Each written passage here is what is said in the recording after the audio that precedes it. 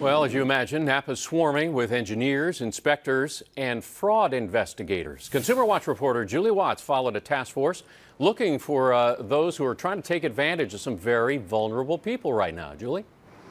That's right, Ellen. You know, here at the Red Cross Relief Center, we've seen this disaster bring out some of the best in people. But unfortunately, disaster is also bringing out some of the worst in the form of unscrupulous, unlicensed contractors and public insurance adjusters.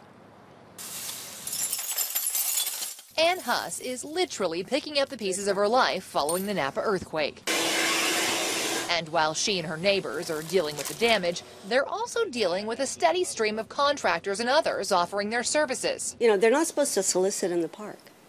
But that doesn't stop anybody. Which is precisely why the Department of Insurance and the Contractors State License Board mobilized this task force and invited us along. We want to make sure that you're not victimized twice. Ann was one of dozens educated today about unlicensed contractors and unscrupulous insurance adjusters who prey on victims following disasters like this. It is a felony for even the licensed public adjusters to try to solicit business within 7 days. Captain McKenzie explains that's because independent public adjusters have been known to take advantage of vulnerable disaster victims. They're looking to be paid. And while he says it is okay to hire a public adjuster to negotiate with your insurer on your behalf, you should first check their license with the Department of Insurance. Today I'll give you a verbal warning on it. And then there are the unlicensed contractors. While this one was licensed, investigators found he was also violating the law. It is actually a violation to not have your license number on your advertising.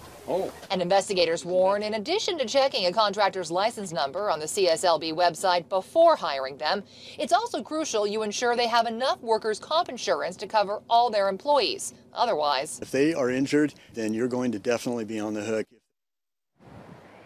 now, it's also important to remember it's illegal for a contractor to ask for more than 10% down or $1,000, whichever is less.